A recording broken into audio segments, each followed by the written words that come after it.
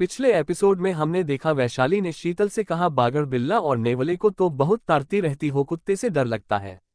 उसके ऐसा कहने पर अमृत और सम्राट वैशाली को घूरने लगते हैं। वही शीतल रचना की तरफ देखते हुए बोली, मैं झूठ नहीं बोल रही आंटी, सच में यहाँ पर एक छोटा सा कुत्ता आ गया था। रचना शीतल को पूरे हॉल को दिखाते हुए बोली, क्या तुम्हें कहीं पर भी कोई कुत्ता नजर आ रहा है? वैशाली हंसते हुए रचना से बोली, कभी कभी बड़ों में भी बचपना जाग उठता है, इसीलिए शायद मिट्टी में खेलने का मन किया हो। शीतल वैशाली को गुस्से में घूरते हुए बोली, तुम्हारे कहने का मतलब क्या है? तुम्हें लगता है कि मैं झूठ बोल रही हूं?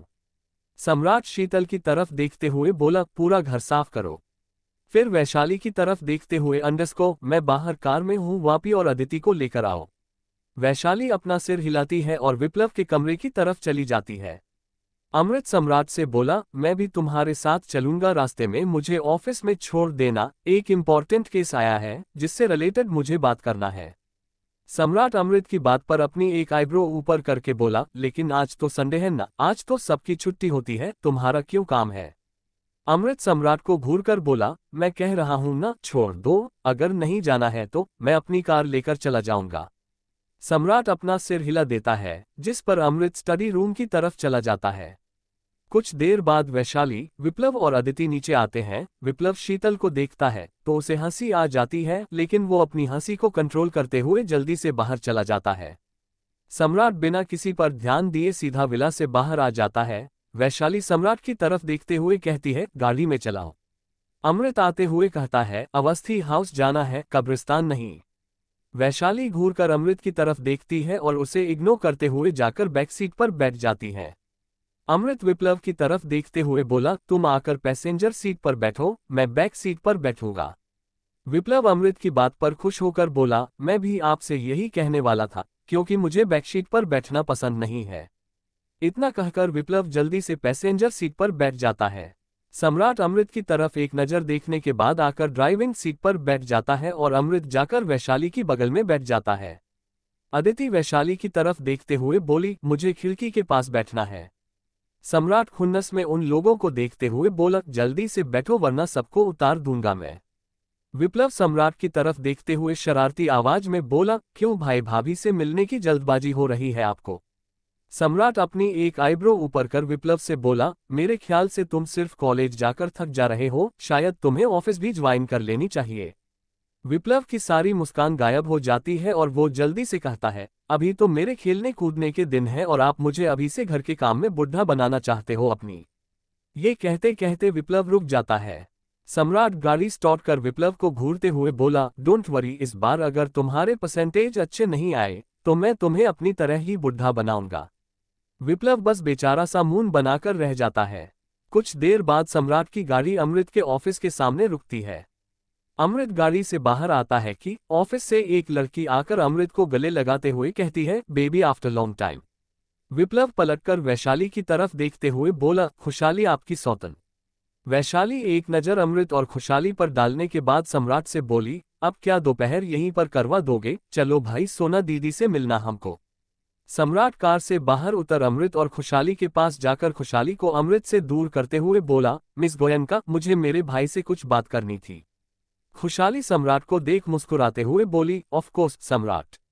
सम्राट अपना सिर हिलाता है और अमृत को थोड़ा दूर लाकर कहता है, शादी के बाद अगर पति का किसी और औरत के साथ नाजायज संबंध हो तो इसमें आईपीसी की धारा 497 लगती है, क्या तुम वकील होकर भी ये बात नहीं समझते? अमृत सम्राट की बात पर उसे आंखें दिखाते हुए बोला, व्हाट यू मीन कि मैं खुशहाली साथ फिजिकल हो रहा हूं, जो मेरे ऊपर 497 की धारा ठोकेगी मेरी बीवी?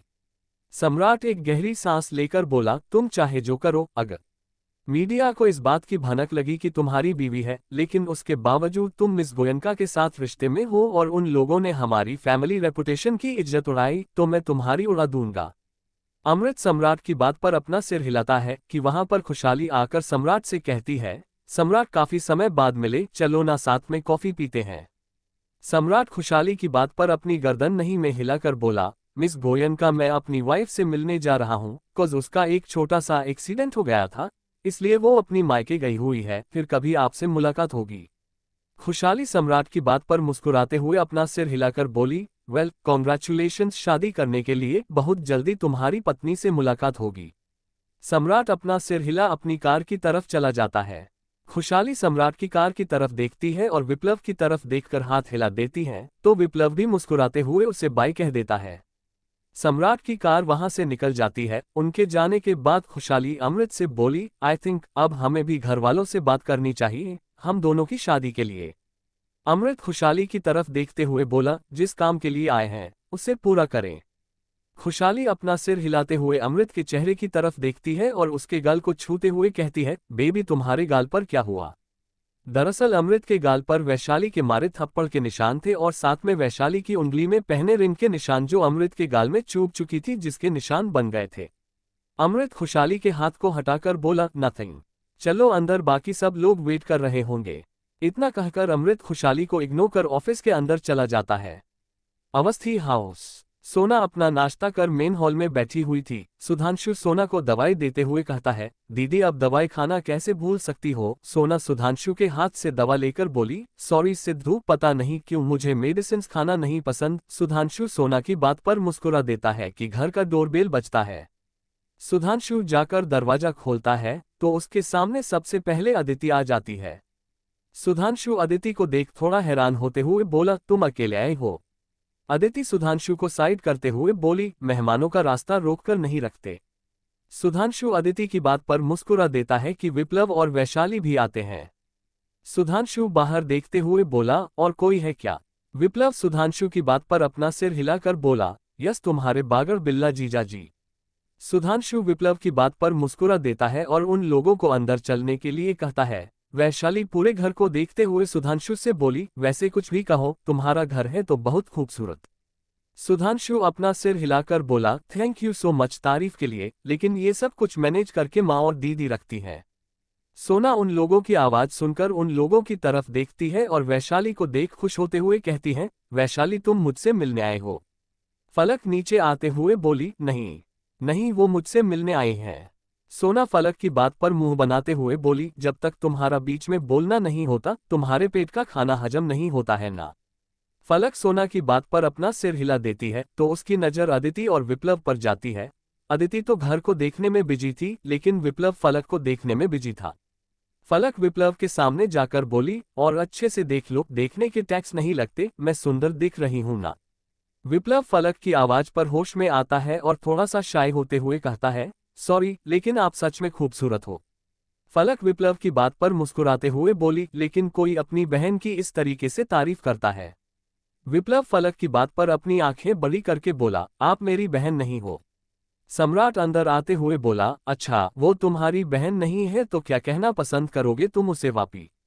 विप्लव सम्राट की डरावनी आवाज पर फलक से बोला, वी कैन बी फ्रेंड्स, लेकिन मुझे बहन नहीं बनाना। फलक प्यार से विप्लव के गाल को सहलाकर बोली, और वैसे भी मैं तो तुम्हारी दीदी बनूंगी ना, क्योंकि मैं तुमसे बड़ी हूं। विप्लव अपना सिर हिला देता है। सोना फलक की तरफ देखते हुए कहती है, तुम कहीं जा रही हो क्या? फलक अपना सिर हिलाकर बोली, हाँ, लेकिन अभी नहीं जा रही, शाम को जा रही हूँ मूवी डेट पर। सोना सुधांशु की तरफ देखते हुए बोली, मैंने कहा था ना, इस लड़की का पक्का किसी के साथ चक्कर है, इसलिए चाचा जी उसकी शादी करवाना चाहते हैं। फलक सोना को घूरते हुए बोली, तुम अपना मुंह बंद करके रखो, क्या तुम्हें मैं ऐसी लड़की नजर आती हूँ? और डेट पर जाना मतलब किसी लड़के के साथ ही जाना जरूरी नहीं होता। वैशाली फलक की बात पर अपनी आंखें बड़ी करके बोली, अब ये मत कहना कि इतनी खूबसूरत चेहरे वाली लड़की एक लेस्बियन है। फलक सब लोगों को बारी बारी घूरने के बाद बोली, तुम लोगों को शर्म नहीं आ रही मुझे इस तरीके से बेइज्जत करते हुए? सम्राट फलक की बात को इग्नोर करते हुए सोना के पास जा उसे अपने हाथ में लाया बैग देते हुए बोला, तुम्हारे लिए। सोना सम्राट की बात पर जल्दी से बैग को खोलकर देखती है, जिसमें एक केक पेस्ट्री और पैन केक के साथ मैंगो जूस के ढेर सारे बोतल थे। सोना उन सारी चीजों को देखकर खुश होते हुए सम्राट से बोली, क्या ये सब? सम्राट सोना की बात को बीच में काटकर बोला, सिर्फ एक चम्मच, बाकी मैंगो जूस तुम जितना चाहे पी सकती हो, बाकी सब घर वालों के लिए है। सोना सम्राट की बात पर मुंह बनाते हुए बोली, तो फिर इतना कुछ लाने की क्या जरूरत थी? मुझे लगा था कि। सम्राट सोना की बात को बीच में काटकर बोला, तुमने मेडिसिन ली?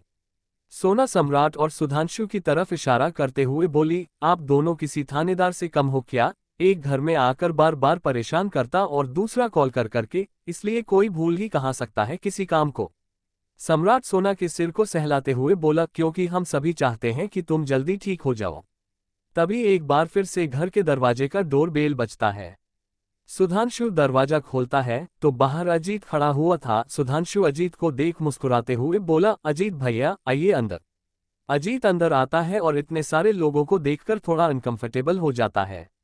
सोना कंफ्यूज भरी नजरों से अजीत की तरफ देखने लगती है, जिस पर अजीत सोना की तरफ देखकर कहता है, हेलो सोना, तुम ठीक हो ना? सुना कि तुम्हारा एक्सीडेंट हो गया था।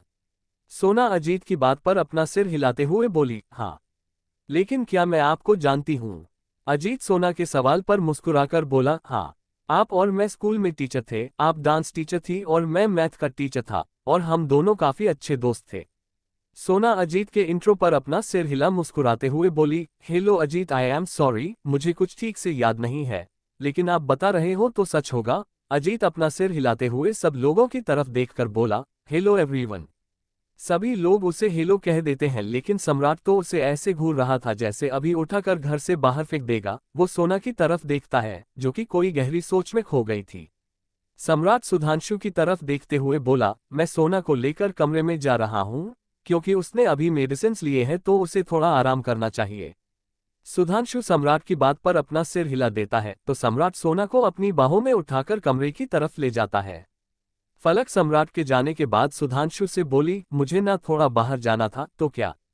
सुधांशु फलक की बात पर बीच में बोला, आपने कहा कि आपको शाम को जाना है, इसलिए शाम को जाएगा, अभी नहीं। फलक सुधांशु की बातों को सुनकर सम्राट का लाया हुआ बैग उठाकर किचन की तरफ चली जाती है। अदिति सुधांशु की तरफ देखते हुए बोली, सिद्धू, मुझे कुछ डाउट्स थे, क्या आप उसे क्लियर कर दोगे? सुधांशु अजीत की तरफ देखकर बोला, अजीत भैया आप इन लोगों के साथ बैठिए, मैं जरा अदिति के डाउट क्लियर कर देता हूँ।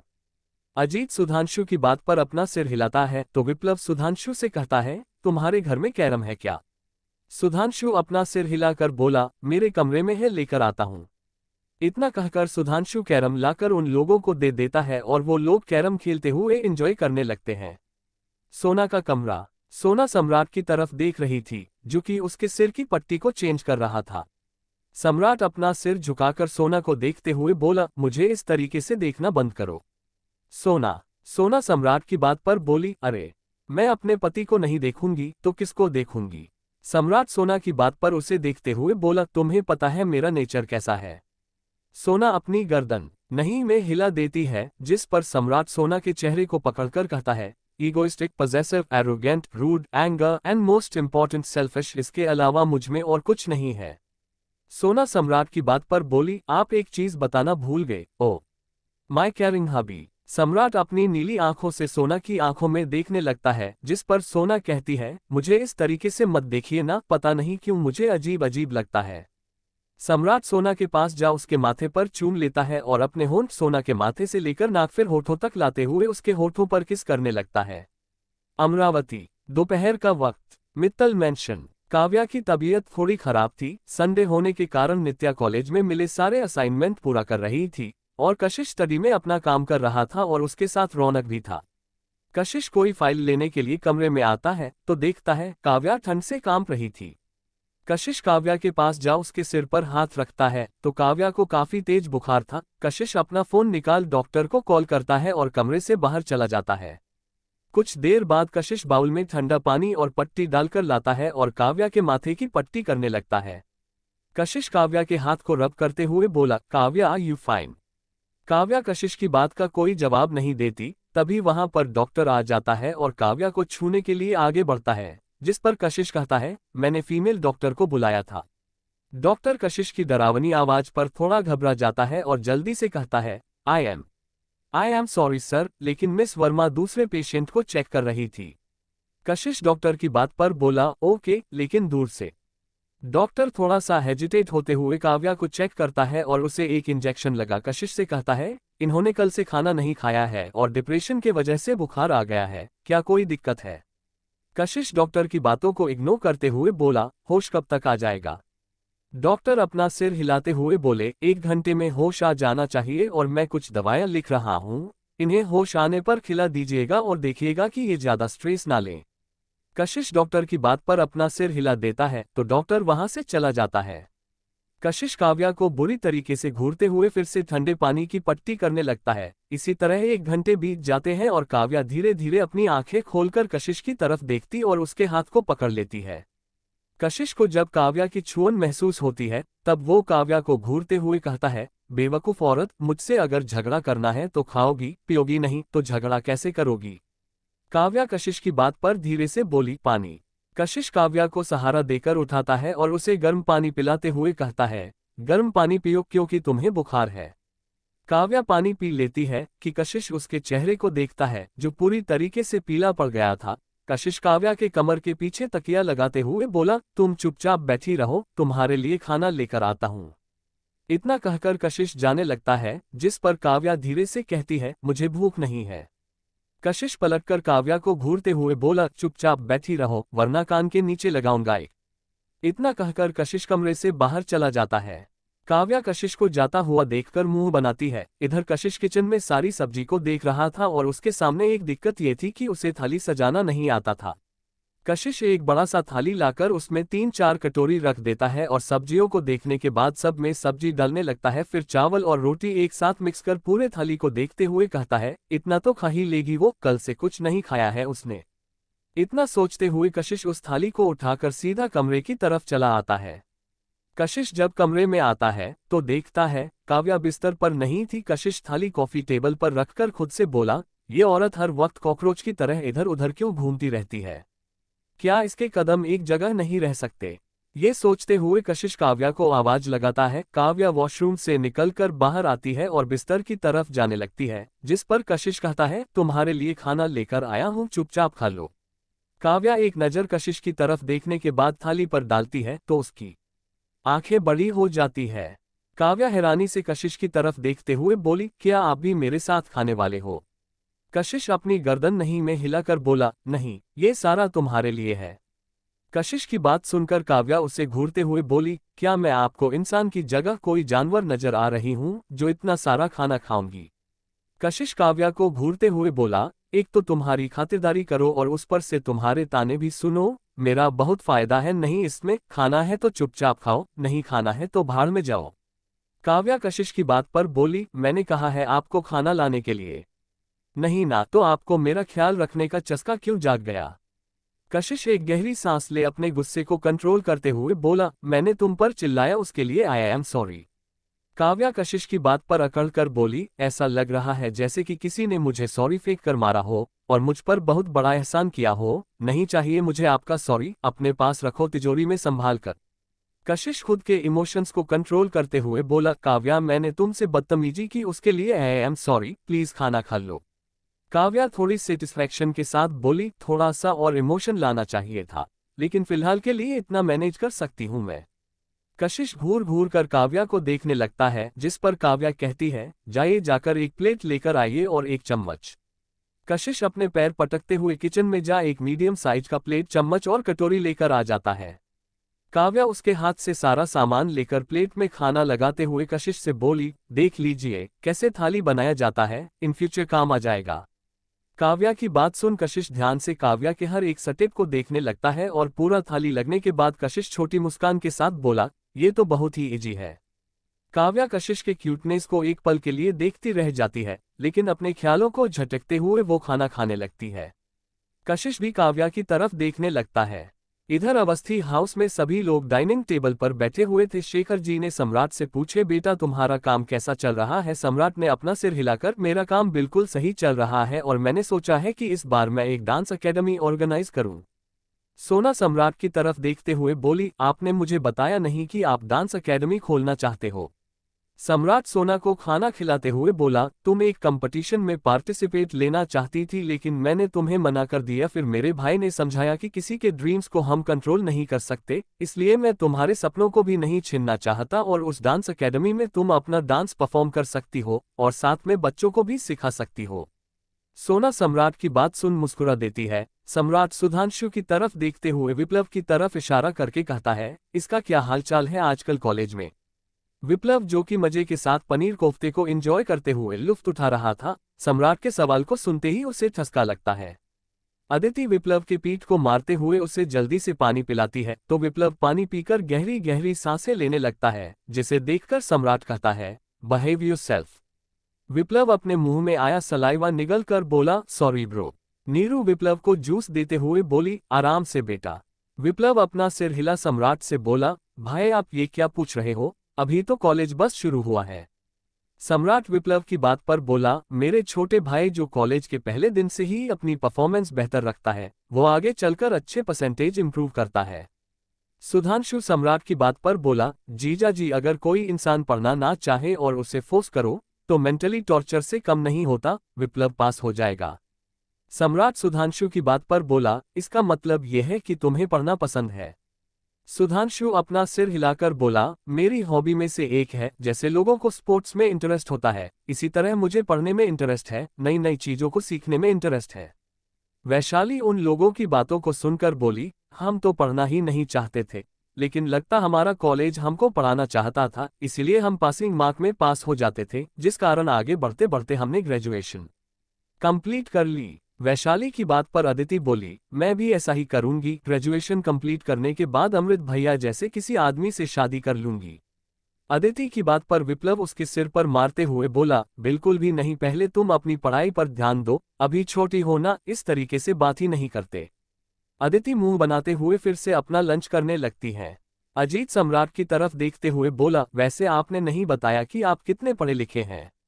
अजीत के सवाल पर सभी उसकी तरफ देखने लगते हैं, जिस पर विप्लव अजीत से कहता है, भाई ने यूएस में अपनी स्टडी कंप्लीट की है और साथ में अपने क्लास के टॉपर थे और स्पोर्ट्स में उन्हें कोई नहीं हरा सकता। अजीत विप्लव की बात पर अपनी सिर हिलाते हुए सम्राट से बोला, आपको गेम्स इतने अच्छे से आते हैं तो आपको वॉलीबॉल के बारे में तो पता ही होगा।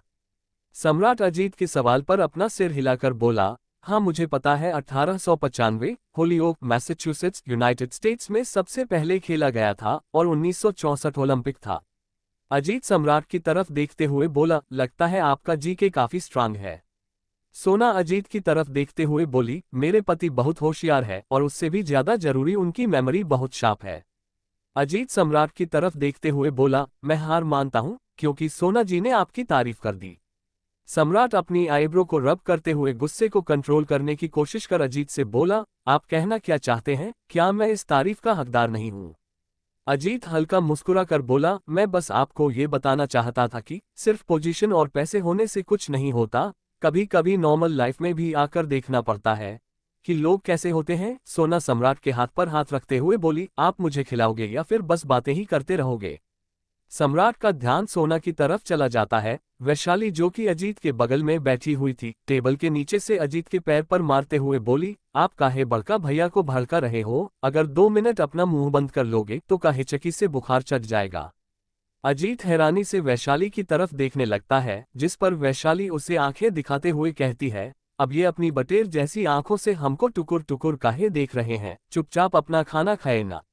वैशाली के ऐसा कहने पर अजीत झेप जाता है और चुपचाप अपना लंच करने लगता है। पूरा लंच होने के बाद सभी लोग मेन हॉल में आकर बैठ जाते हैं। सम्राट सब लोगों की तरफ देखते हुए बोला, दोपहर हो गई है और मुझे कुछ जरूरी काम है, इसलिए अब हम लोगों को चलना चाहिए, मैं सोना से मिलने फिर आऊंगा। सोना सम्राट की तरफ देखते हुए बोली, आप कल आओगे या फिर कभी आओगे? सम्राट सोना की बात पर बोला, call me if you need anything.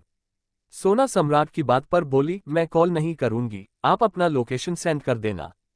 सम्राट अपनी एक आईब्रो ऊपर करके बोला, लोकेशन सेंड कर दूंगा, ऐसा क्यों?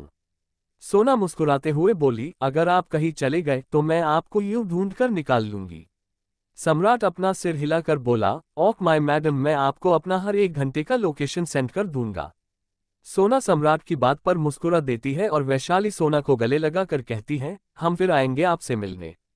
सोना वैशाली की बात पर बोली, तुम्हें जाने की क्या जरूरत है, तुम यहीं पर मेरे साथ रुक जाओ। वैशाली सोना की बात पर बोली, हम यहाँ पर नहीं रुक सकते, घर में सबको हमारी जरूरत पड़ती है। सोना वैशाली की बात पर अपना सिर हिला देती है और सम्राट सुधांशु की तरफ देखते हुए कहता है, मैं अपनी फ्रेंड को यहाँ पर छोड़कर जा रहा हूँ, जो कि सोना के साथ रहेगी। सुधांशु सम्राट की बात पर बोला, क्यों आपको लगता है कि मैं अपनी बहन का ख्याल नहीं रख सकता? सम्राट सुधांशु की बात पर बोला, बात ख्याल रखने की नहीं है, मुझे पता है कि तुम अपनी बहन का अच्छे से ख्याल रखोगे, मैं कुछ वक्त के लिए बिजनेस ट्रिप पर जा रहा हूँ, बस इसलिए लीजा को यहाँ पर छोड़ रहा हूँ। सुधांशु सम्राट की बात पर ज्यादा कुछ ना कहते हुए बस अपना सिर हिला देता है, तो सम्राट उसके कंधे को थपथपाकर सब लोगों के साथ वहां से निकल जाता है। उन लोगों के जाने के बाद सोना अपने कमरे की तरफ आराम करने चली जाती है। नीरू मुस्कुराते हुए शेखर की तरफ देखते हुए कहती है, मैं तो बहुत खुश हूँ सम्राट को अपने दामाद के रूप में पाकर, कितना ख्याल रखता है हमारे सोना का। सुधांशु हल्की मुस्कान लिए अपने कमरे की तरफ चला जाता है और वही शेखर नीरू की बात पर अपना सिर हिलाते हुए बोले, हमारी सोना है ही ऐसी कि वो अपने प्रति किसी के भी दिल में अपनापन और प्यार पैदा कर सकती है। नीरू शेखर की बात पर अपना सिर हिलाते हुए मुस्कुरा देती है। शाम का वक्त, एयर रूफटॉप बार। फलक बड़े टिपटॉप तरीके से रेडी होकर यहाँ पर रुद्रा से मिलने आई थी, लेकिन रुद्रा दूर दूर तक वहां पर नजर नहीं आ रहा था। फलक आराम के साथ सॉफ्ट ड्रिंक पी रही थी। अब शाम से रात हो रही थी, लेकिन रुद्रा का कहीं भी अता पता नहीं था। फलक अपना फोन निकाल रुद्रा को कॉल करती है, तो दूसरी तरफ रुद्रा जो कि सो रहा था, फोन बजने की आवाज पर बिना नंबर देखे कॉल अटेंड करते हुए बोला, हेलो। फलक रुद्रा की आवाज सुन बड़ी मुस्कान के साथ बोली, मैंने तुमसे क्या कहा था, तुम्हें लोकेशन बताया था ना मिलना है बोलकर, लेकिन तुम हो कि भाव खा रहे हो, क्या तुम सो रहे थे। रुद्रा फोन अपने कान से दूर कर नंबर देख अपने कान में वापस फोन को रखते हुए बोला, तुम कौन हो, मैं पहचान नहीं पाया। फलक इस बार चिल्लाते हुए बोली, फलक बोल रही हूँ, कल जिससे जूहू चौपाटी बीच में मिले थे वही। रुद्रा हैरान होते हुए बोला, हे स्पीकर, तुम्हें मेरा नंबर कहाँ से मिला और तुम मेरा इंतजार क्यों कर रही हो। फलक रुद्रा की बात पर बोली, मैंने तुमसे कहा था ना हम दोनों मिलेंगे, लेकिन तुम हो की। रुद्रा फलक की बात को बीच में काटकर बोला, मैंने तुमसे कहा था ना दोबारा अपनी शक्ल मत दिखाना, तो तुम्हें ऐसा क्यों लगता है कि मैं तुमसे मिलूंगा। मुझे कॉल करके परेशान मत करो, वरना गोली मार दूंगा तुम्हें। इडियट। इतना कहकर रुद्रा कॉल कट कर देता है। फलक मुंह बनाते हुए फोन की तरफ देखकर बोली, साला सही कहते हैं लोग, साले लड़कों को सामने से कभी भाव देना ही नहीं चाहिए, उन लोगों का एटीट्यूड 10 गुना ऊपर लेवल में चला जाता है। इतना सोचते हुए फलक अपना बिल पे कर उस बार से नीचे आती है। उसने एक लॉन्ग जैकेट डाल रखी थी, जिस कारण उसकी वो मिनी ड्रेस नजर नहीं आ रही थी। फलक इधर उधर देखती है तो अब रात गहरी हो रही थी और अकेले होने के कारण उसे थोड़ा डर भी लग रहा था। फलक चलते हुए ऑटो स्टैंड की तरफ जाती है, वहां कोई ऑटो नजर नहीं आ रहा था। फलक अपना फोन निकालकर सुधांशु को कॉल करने लगती है, लेकिन सुधांशु का फोन कवरेज क्षेत्र से बाहर बताने लगता है। फलक एक गहरी सांस लेकर पैदल ही जाने लगती है। वो जूहू की तरफ पहुंचती है कि उसे ऐसा महसूस होता है जैसे कोई उसके पीछे पीछे आ रहा हो। फलक थोड़ी तेजी से चलने लगती है तो उसके पीछे आ रहे कदमों की आहट भी तेज हो जाती है। फलक बिना पीछे पलटी सीधा भागने लगती है कि कोई उसके मुंह पर हाथ रख लेता और उसे एक पिलर के पीछे खींच लेता है, तो जो आदमी फलक के पीछे आ रहा था वो आगे निकल जाता है। फलक डरते हुए जिस आदमी ने उसे पकड़ रखा था उसे दूर करने की कोशिश करती है, तो फलक को सिगरेट की महक उस आदमी के हाथों से आने लगती है। वो आदमी फलक के कान में धीरे से कहता है, ज्यादा हिलने की कोशिश मत करो, सामने कैब है, जाओ बैठो और अपने घर निकलो। दोबारा रात को इधर उधर करने की कोशिश करोगी तो किसी की भी हाथों बलि चढ़ जाओगी। फलक उस आदमी की तरफ देखने की कोशिश करती है, लेकिन वो बिना कुछ कहे फलक को कैब की तरफ धकेल वहां से निकल जाता है। फलक बस उसके बैग को जाता हुआ देखती रह जाती है, फिर कैब में बैठकर घर के लिए निकल जाती है। ओबरॉय विला। रात का वक्त। अमृत कमरे में आता है तो उसकी नज़र वैशाली पर जाती है, जो कि उसके लैपटॉप में कुछ कर रही थी। अमृत वैशाली पर बिना ध्यान दिए वॉशरूम की तरफ चला जाता है। कुछ देर बाद अमृत फ्रेश होकर वॉशरूम से बाहर आता है। वैशाली अमृत की तरफ देखते हुए बोली, सुनो। अमृत अपने बालों को सुखाते हुए बोला, तुमने कहा था कि तुम मुझसे बात करने के लिए मरी नहीं जा रही हूं, तो फिर। वैशाली अमृत की बात को बीच में काटकर बोली, तुम्हारे फोन पर खुशहाली का फोन आया था, बस ये बता रही थी। अमृत पलटकर वैशाली को देखते हुए बोला, तुम्हें फर्क नहीं पड़ता तुम्हारा पति तुम्हारे होते हुए किसी और। वैशाली अमृत की बात पर बोली, हमारा पति उस लड़की से प्यार करता है। अमृत वैशाली को देखते हुए बोला, इसका मतलब यह है कि तुम अपने पति को किसी से भी बांट सकती हो। वैशाली अमृत की बात पर हल्का मुस्कुराकर बोली, जब तुमने हमारी आंखों के सामने उस लड़की को गले लगाया ना, तभी हमने तुम्हें किसी और के साथ बांट दिया था। इतना कहकर वैशाली लैपटॉप कॉफी टेबल पर रख देती है और बिस्तर पर जाकर लेट जाती है। अमृत वैशाली की तरफ देखते हुए बोला, मैंने पहली बार किसी लड़की को किस किया था वो तुम थी। खुशहाली और मैंने आज तक एक दूसरे को किस भी नहीं किया। वैशाली एक छोटे से तकिया को गले लगाकर अपनी आंखें बंद कर लेती है। उसके होठों पर एक बहुत ही प्यारी छोटी सी मुस्कान थी। अमृत एक गहरी सांस लेकर आकर वैशाली के बगल में लेट जाता है। अगली सुबह इंदिरा गांधी यूनिवर्सिटी। सुधांशु अपनी बाइक में यूनिवर्सिटी आता है और पार्किंग में अपनी बाइक पार्क कर अंदर की तरफ जाने लगता है कि बीच में उसे शौर्य रोक लेता है। सुधांशु शौर्य को ऊपर से लेकर नीचे तक देखते हुए बोला, दिखने में तो अच्छे खासे घर के लगते हो, तुम्हें शर्म नहीं आ रही इस तरीके से कॉलेज जाकर भीख मांगते हुए। शौर्य सुधांशु की बात पर उस पर चिल्लाते हुए बोला, ए लड़के, तुम खुद को समझते क्या हो? सुधांशु शौर्य की बात पर बोला, जो तुम नहीं हो वही खुद को समझता हूं। शौर्य सुधांशु के कॉलर को मजबूती से पकड़कर बोला, नित्या से दूर रहो।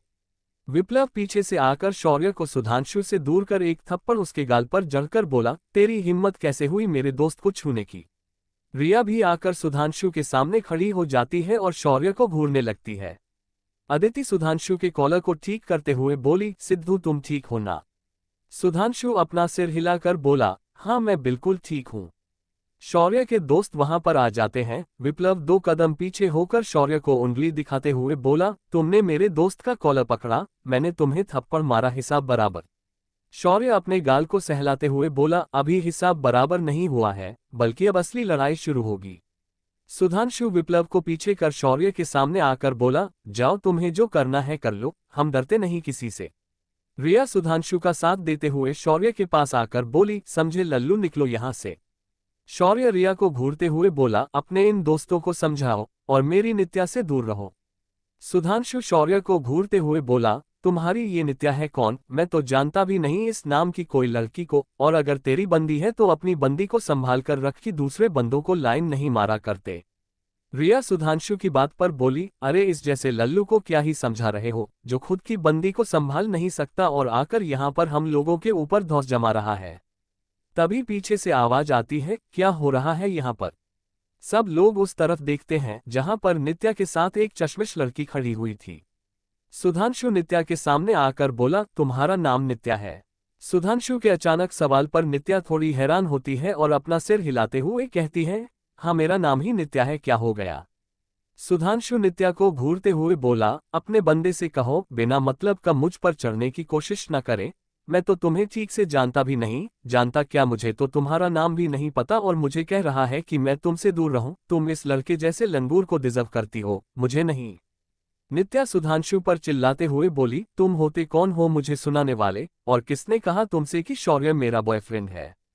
रिया नित्या की बात पर बोली, यही लल्लू यहाँ पर आकर दहाड़ रहा है, मेरी नित्या से दूर रहा करो वगैरह वगैरह, जैसे हमारा सुधांशु तुम्हें गले लगाने के लिए मर रहा हो।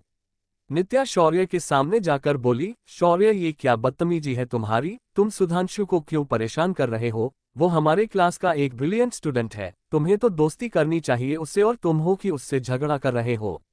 रिया विप्लव के कान में धीरे से बोली, अचानक ये शेरनी भीगी बिल्ली कैसे बन गई? मुझे इसमें साजिश की बदबू आ रही है। और तुझे? ये कहते हुए रिया विप्लव की तरफ देखती है जो कि उस चश्मिश लड़की को लगातार घूरे जा रहा था। रिया विप्लव के पीठ पर मुक्का मारते हुए बोली, अरे ओ दिलफेक आशिक, जरा सपनों की नगरी से बाहर आओ, वरना कहीं औंधे मुंह जमीन पर गिर जाओगे। विप्लव अचानक रिया के मारने से होश में आता है और एक बार फिर उस चश्मिश लड़की को देखने के बाद रिया से कहता है, वो कितनी सुंदर है ना? रिया विप्लव को अजीब नजरों से देखने लगती है। वहीं सुधांशु नित्या की बातों को सुनकर कहता है, मुझे दोस्तों की कमी नहीं है, इसलिए मुझे तुम जैसे दोस्तों की जरूरत नहीं है, और उससे भी जरूरी तुम और तुम्हारा ये बंदा दोनों मुझसे और मेरे दोस्तों से दूर रहो, वही तुम लोगों के लिए बेहतर होगा। नित्या सुधांशु की बात पर बोली, मैंने तुमसे कहा ना, शौर्य मेरा बॉयफ्रेंड नहीं है, वो सिर्फ मेरा एक अच्छा दोस्त है। सुधांशु अपनी आईब्रो ऊपर करके बोला, वॉटएवर। उसके बाद विप्लव की तरफ देखते हुए बोला, चलो क्लास चलते हैं, इन लोगों के बकवास के कारण टाइम वेस्ट हो गया। विप्लव सुधांशु की बात पर अपना सिर हिलाता है और उस चश्मिश को देखते हुए आगे की तरफ बढ़ जाता है। शौर्य नित्या की तरफ देखते हुए नाराजगी से बोला, तुम्हें उस लड़के को सुनाना चाहिए था और तुम ऊपर से मुझसे कहती हो कि। नित्या शौर्य को घूरते हुए बोली, तुमने क्या सोचकर उससे ये कहा कि वो मुझसे दूर रहे? पहले ये बताओ मुझे, तुम्हें पता है वो क्लास का टॉपर है, अगर वो मेरा दोस्त बन जाता है तो मेरे कितने अच्छे परसेंटेज आ सकते हैं उसकी मदद से। नित्या के साथ खड़ी लड़की नित्या की बात पर बोली, नित्या इस तरीके से किसी की फीलिंग के साथ खेलना अच्छा नहीं होता। नित्या उस लड़की की तरफ देखते हुए बोला, आरू तुम्हें कुछ नहीं पता दुनिया में क्या क्या होता है, इसलिए तुम अपनी इनोसेंस फीलिंग जाकर किसी और को सुनाओ, मुझे नहीं। आरू नित्या की बात पर कुछ नहीं कहती और एक गहरी सांस लेकर अपने क्लास की तरफ चली जाती है। क्या सुधांशु और नित्या कभी करीब आएंगे? क्या सम्राट के बिजनेस ट्रिप पर जाने के बाद सोना के साथ कुछ गलत होगा? क्या वैशाली और अमृत एक दूसरे के करीब आएंगे? विप्लव के दिल में आरू के लिए कौन सी फीलिंग आ गई है? इन सभी सवालों के जवाब जानने के लिए बने रहिए माय क्रूल डेविल हस्बैंड कहानी पर।